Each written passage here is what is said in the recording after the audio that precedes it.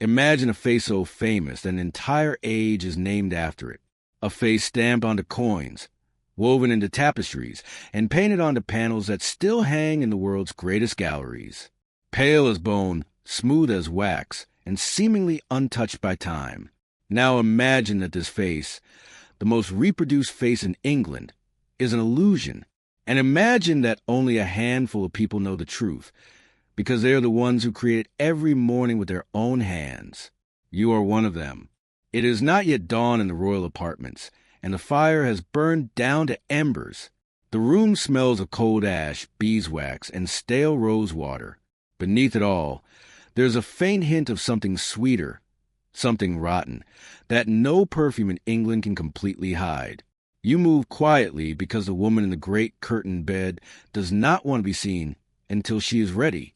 No one is allowed to see her before that moment. That is the entire reason for your existence.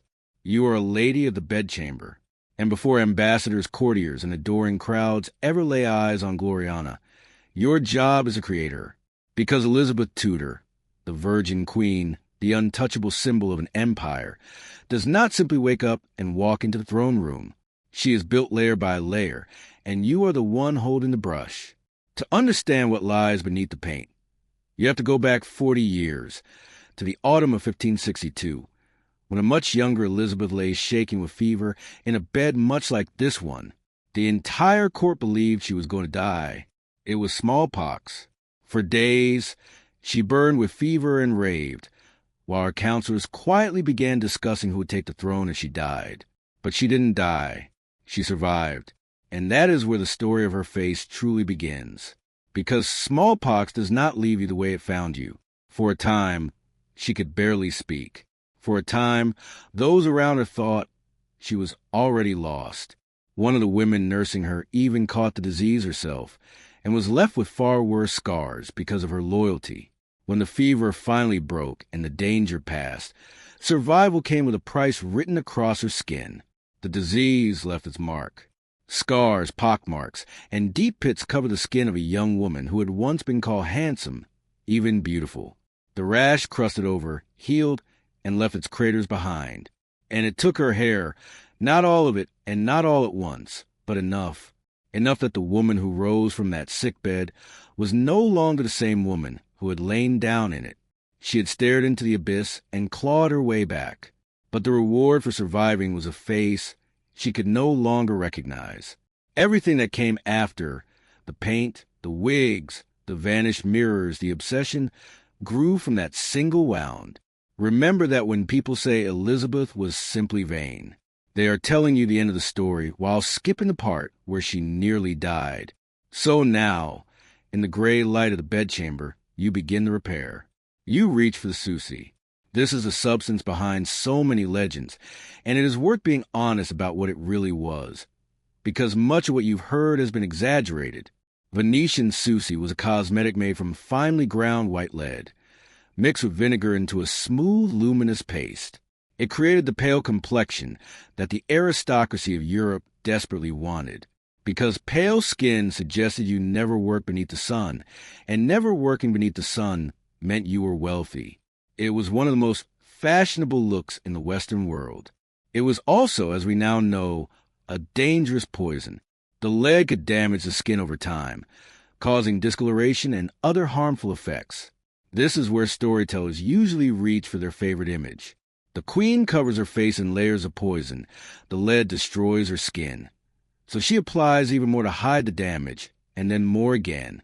A downward spiral of vanity that eventually kills her. It is a powerful, horrifying story. It is also mostly myth. The truth is that clear eyewitness descriptions of Elizabeth wearing thick layers of white lead are surprisingly rare. Much of the dramatic poison story was created centuries later, particularly by Victorian writers, who loved cautionary tales about women destroyed by their own vanity. Did Elizabeth use Susie? Almost certainly, especially as the scars deepened and the years passed. Did it kill her? That is a legend presented as fact, and we are not here to repeat legends. Still, you paint. The vinegar in the paste catches at the back of your throat as you work, sharp and sour, clinging to your fingers for hours.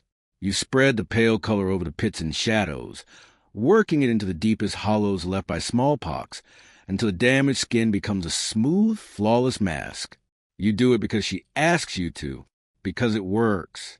And because a queen cannot be seen to age when her unmarried body has become a symbol of the stability of the realm. There is no husband, no heir, there is only her. If she looks mortal, the kingdom looks fragile. So you make her immortal one careful stroke at a time. And the face is only the beginning. Onto the white you add color, red for the lips and the highest points of the cheeks, so that against the deathly pale skin, a little life seems to bloom. Then the eyes, then the careful placement of every shadow, until the human woman slowly disappears into the design. But even that is nothing compared to what comes next, because the queen is not truly dressed until she is completely transformed around you.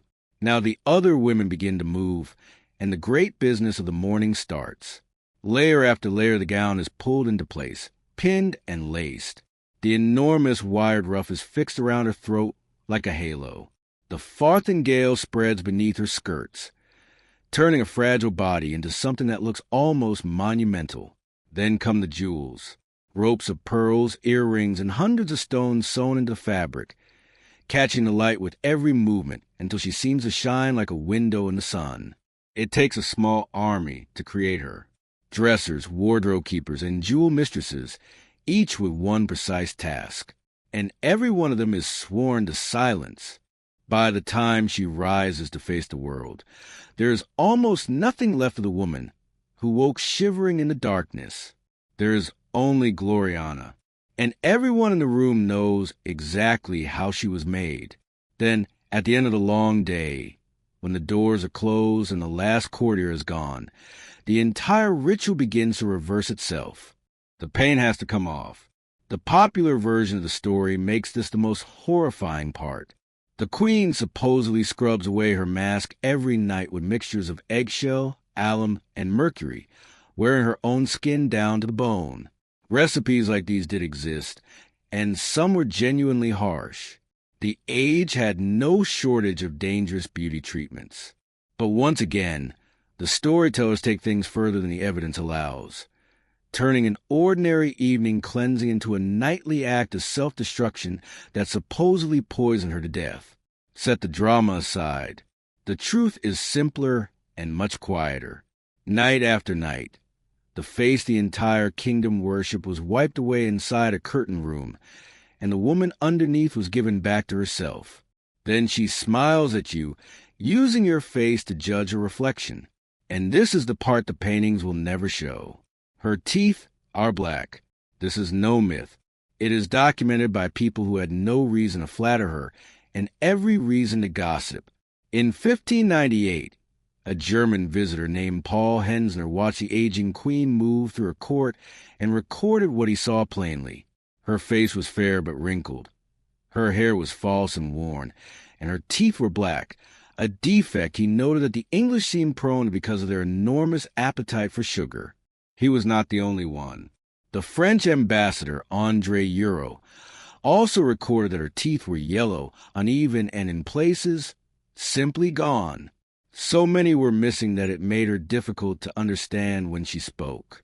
Two foreign observers, arriving separately, noticed the same thing, and the cause was, of all things, wealth. Sugar in Tudor England was not the cheap white powder found in every modern kitchen. It was an imported luxury, rare and staggeringly expensive, valued almost like jewels and fine spices. Eating it constantly was a way of announcing, with every mouthful, that you were wealthy enough to afford it. Picture the banquets you have stood beside. Entire sculptures made from sugar, castles, beasts, and coats of arms molded from it, placed before the queen to be admired and then eaten. Fruits candied and preserved in it. Cakes loaded with it. Sugar sprinkled over dishes where a modern cook would never think to use it.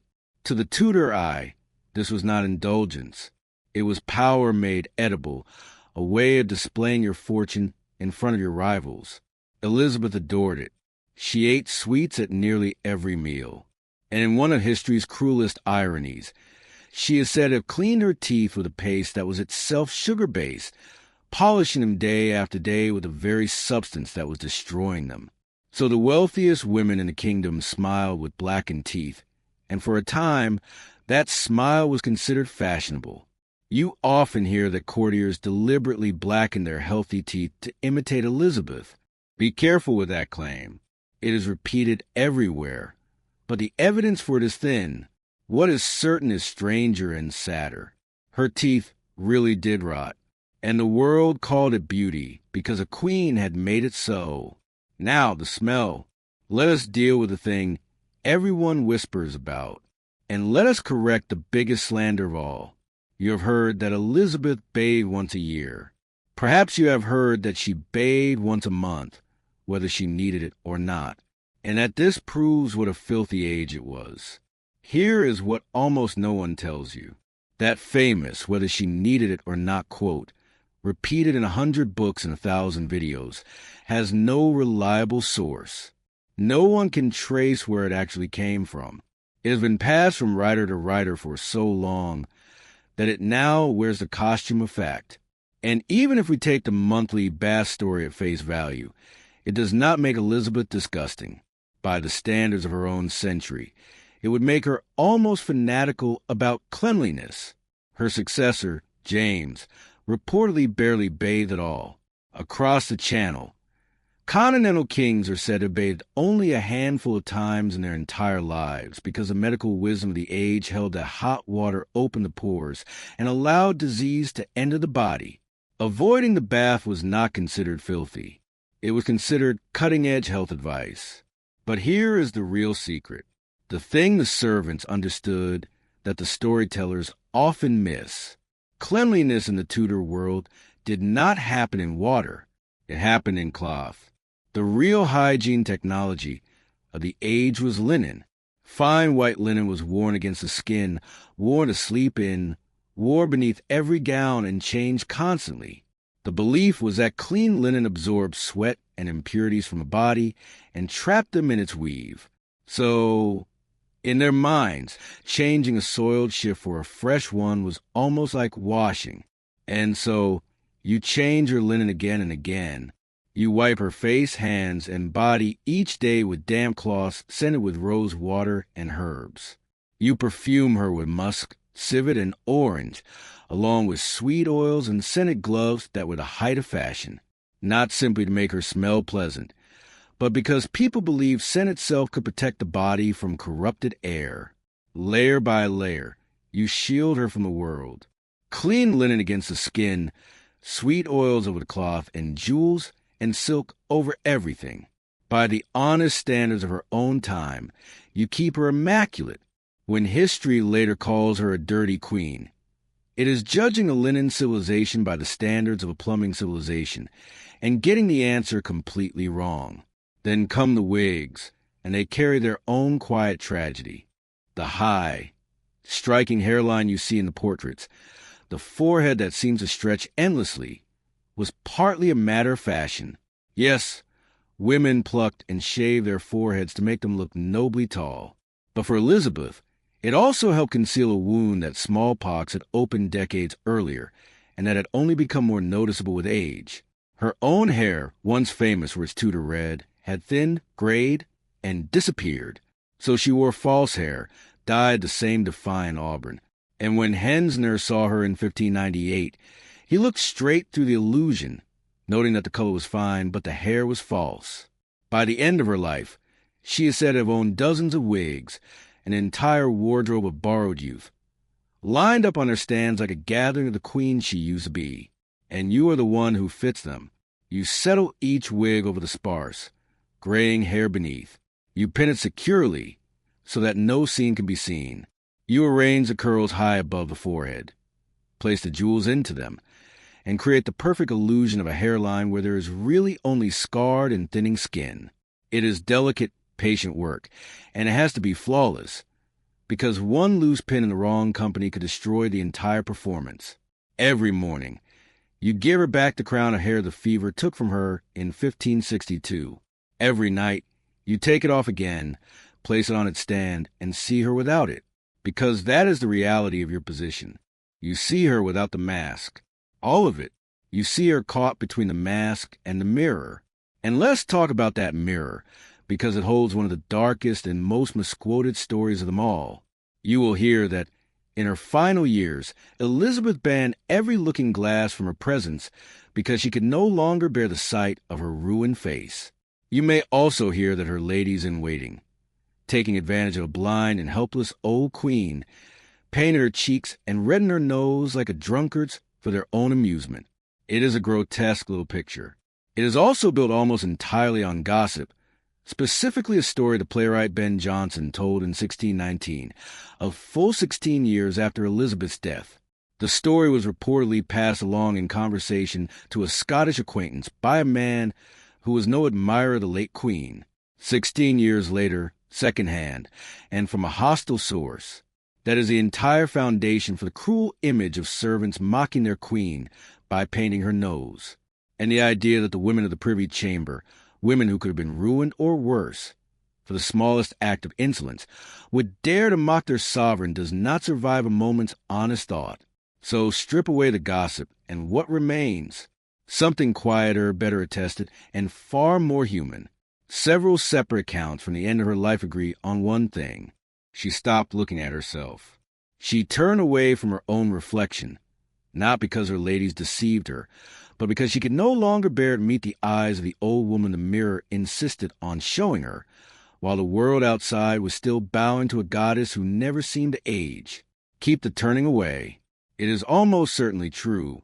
Throw out the pantomime of the painted nose. That is theater invented after her death. And here is where you finally understand your true role and why this story is called what it is. Because Elizabeth's vanity was never really a private weakness. It was policy. In the 1590s, as the real woman began to age, her government did something extraordinary. They standardized her face. Official portraits stopped showing Elizabeth as she truly looked and began reproducing a single, approved, ageless image, a pattern historians now call the Mask of Youth.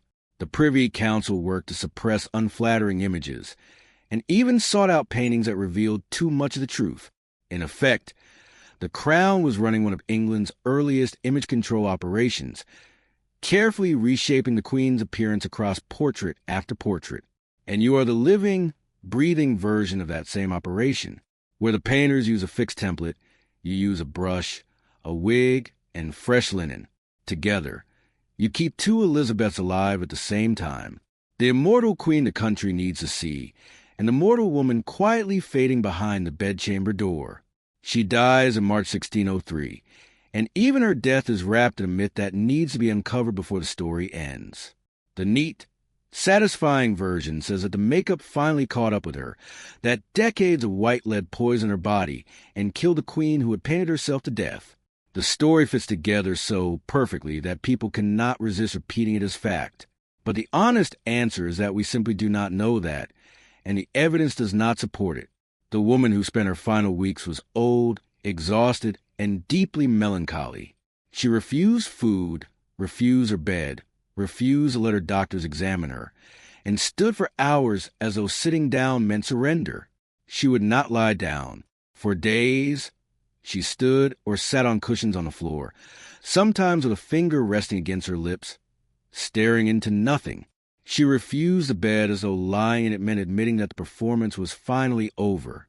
What killed her was most likely an ordinary, merciless illness, perhaps blood poisoning or a respiratory infection, the kinds of sicknesses that claim countless lives in an age without antibiotics. Not a cosmetic curse. Just a body finally giving out after 40 years of being held upright by paint, pins, and the loyalty of a handful of women. To blame her death on vanity is to let the legend write the ending, and we would rather tell the truth. So, when her final breath leaves her, you are still there, one of the few people who knew both faces. You have spent a lifetime in the narrow space between the mask and the mirror, and you carry a secret out of that room, one that the portraits will spend 400 years trying to bury. Gloriana had scars, black teeth, false hair, and a face she could no longer bear to look at. And by the standards of her own century, she was cleaner, more careful, and more disciplined than almost anyone who would later mock her. Because when we look back at the painted queen, we should not laugh or recoil. We should not see a vain, grotesque old woman, fooled by her own servants. That woman is a Victorian invention and a modern caricature. She was never real. We should see something much harder and much braver. A survivor of a disease that should have killed her, ruling alone in a world that expected her to fail, using every tool her century could offer. The linen, the Susie, the wigs, the portraits, and the loyal hands in the bedchamber all worked together to create an image that helped hold a kingdom together. The mask was not weakness. The mask was the job. And the people who built it every morning and dismantled it every night were not the ones who exposed her flaws. They were the ones who protected her dignity, guarded her secret, and understood better than history ever has what it truly cost to be Gloriana. That is the real dark history of Elizabeth's face. Not that it was disgusting, but that keeping it beautiful was one of the loneliest, most relentless performances any monarch has ever given. And she gave it without intermission until the day she died.